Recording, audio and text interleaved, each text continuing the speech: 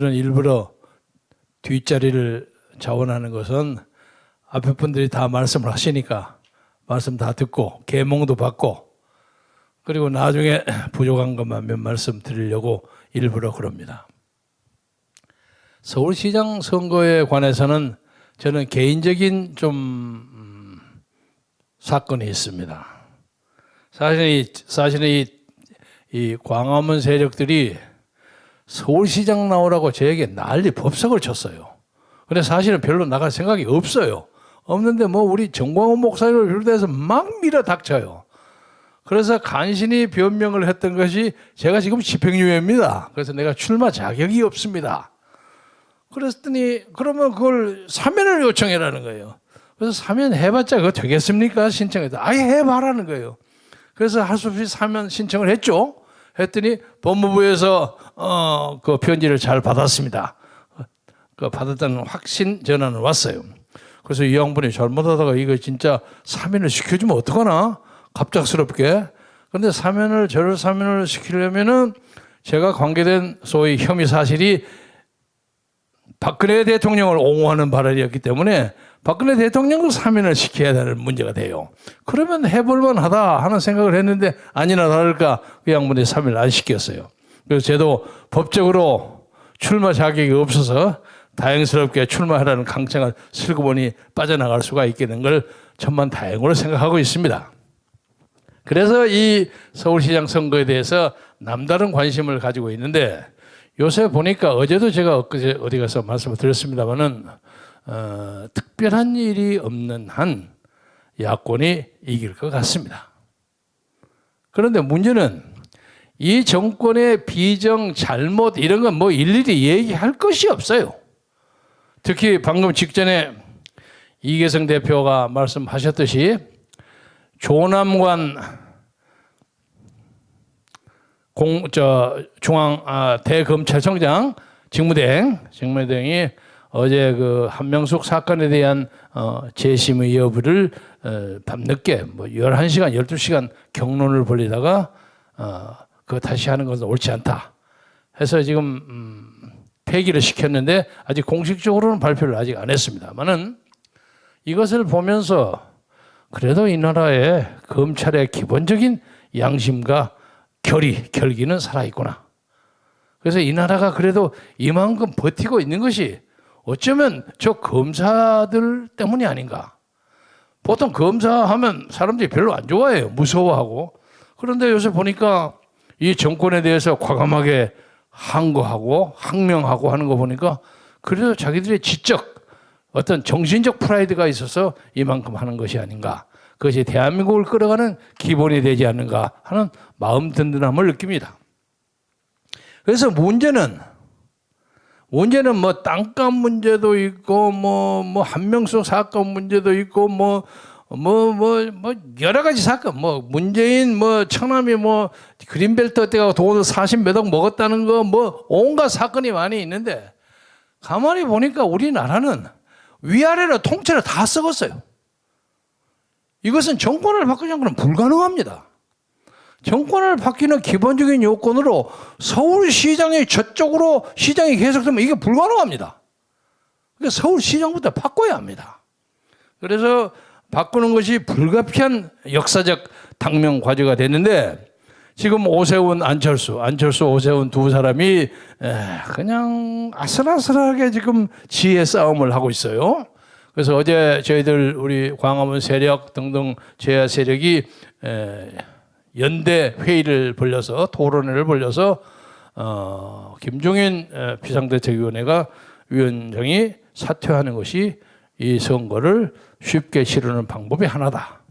이런 얘기를 했습니다. 그리고 우리는 이 얘기를 드린 것은 김종인 비상대책위원장이 사퇴하는 것이 오세훈 후보에게 훨씬 낫습니다.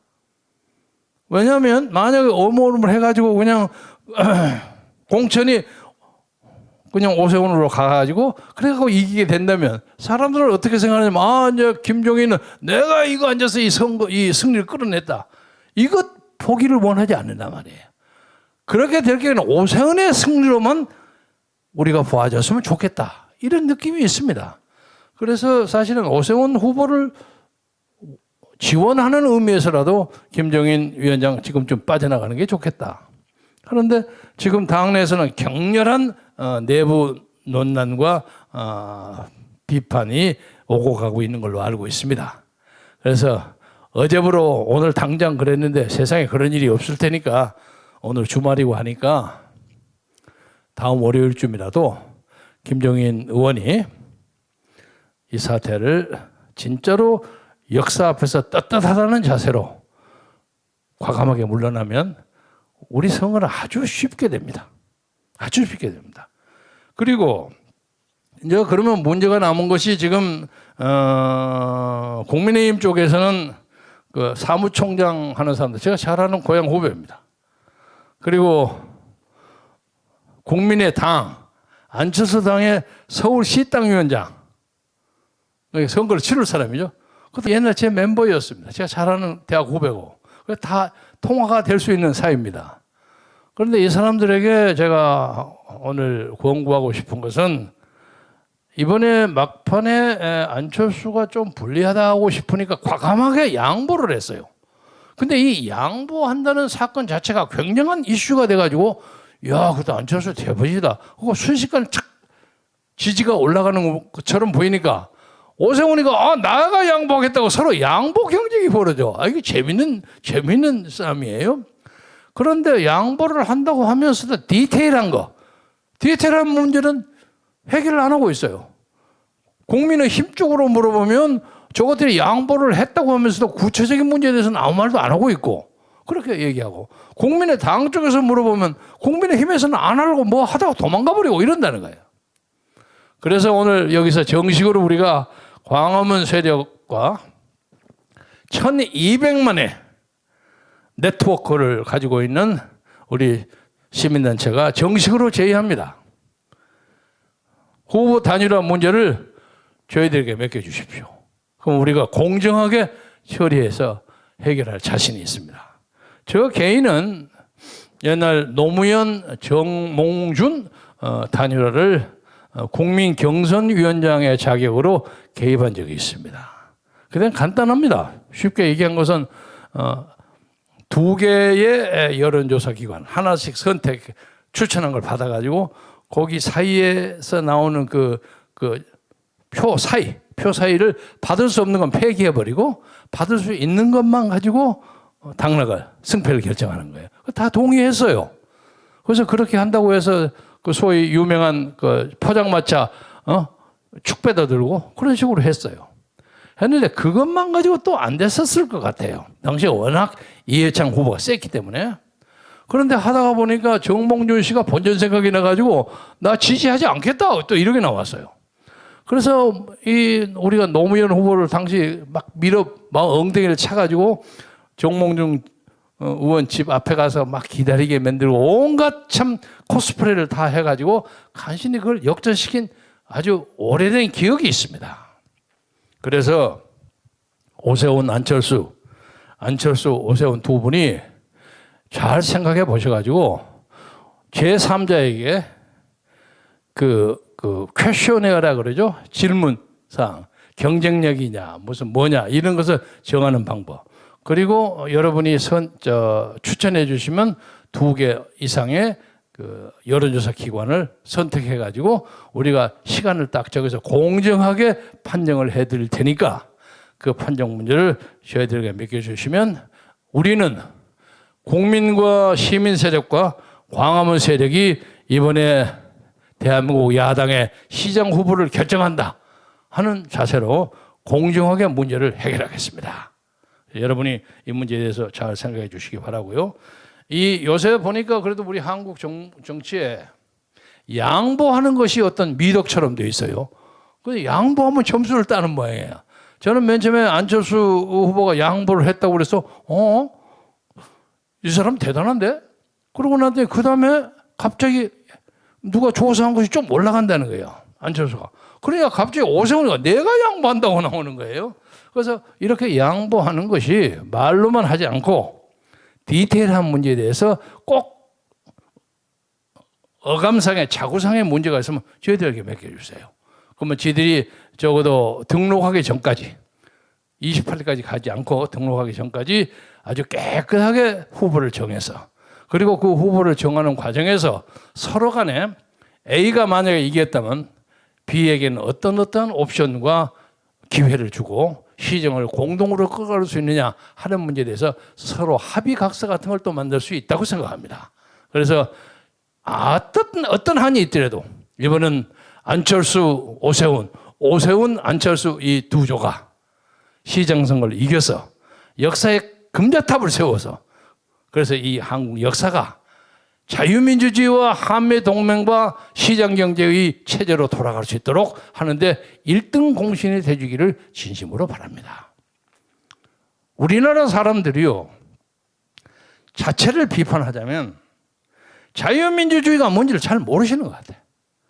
저 좌파들은 아침부터 저녁까지 자고 일어나면 그 생각만 하고 있어요. 단합하고 뭐하고 조직하고. 근데 여기 있는 사람들은 거저먹어. 그리고 많은 자유민주주의를 주장하는 사람들이 가만히 제가 보기에는 자유민주주의가 아니라 기회주의 같아. 자유기회주의 같아. 보면 이리 붙고 아니면 저리 붙고 그냥 어쩌고 뭐 판단만 하고 이불 속에서 만세 부르면 아무 소용이 없습니다. 이번에 단호하게 나와서 대한민국을 살립시다. 저희들이 앞장서겠습니다. 저희들에게는 1200만의 네트워크가 있습니다. 어제도 보냈습니다. 우리 문자를 딱 보내면 1200만 개가 동시에 갑니다. 그런 문자 능력이 있습니다. 그리고 행여나 상상하기도 두려운 일이지만은 만약에 3파전이 될 경우에는 불가피하게 3파전이 될 경우에는 우리는 그 중에 한 사람을 선택하겠습니다. 그래서 1200만의 우리의 네트워크 그리고 지난 2년간 광화문을 들락거리면서 했던 1200만의 동포들 그 중에 적어도 서울 지역에 100만의 유권자가 있다고 우리는 자신합니다. 그래서 선거 결과를 움직일 수 있습니다. 그래서 여러분 저희들 말을 과장으로 생각하지 마시고 진지하게 듣고 오늘 저녁이라도 지금이라도 가셔서 손잡고 공조 입장에서 같은 길을 걸어간다는 자세로 해야지 싸움하고 장난 가지고 꾀 가지고 이렇게 몇 퍼센트 이겨가지고 그리고 하고 난 다음에 니들은 보는 척 마는 척 해버리고 지들 혼자 보따리 가지고 가려고 하는 그런 사고방식을 가지면 집니다.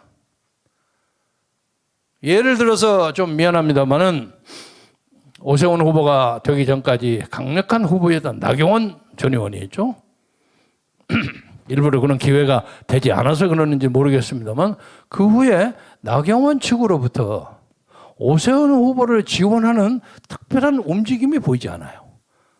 아마 그런 찬스가 없어서 그럴 수 있겠지만 마찬가지로 한쪽에 오세훈이가 됐을 경우에 안철수가 몰라라고 딴 데 가버리면 그 소용없습니다. 마찬가지 정반대도 그렇습니다. 안철수가 됐을 경우에 국민의힘 세력이 아무것도 안 하고 니들 마음대로 해라. 우리는 그래도 몇십 명의 국회의원이 있으니까 우리는 기득권이 있으니까 우리 먹고 살고 우리는 대선을 하겠다. 이런 식으로 또 집니다.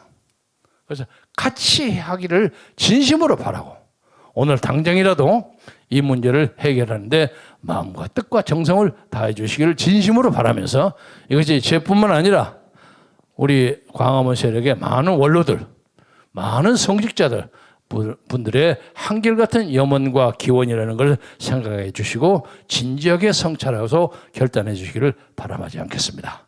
경청해 주셔서 대단히 고맙습니다.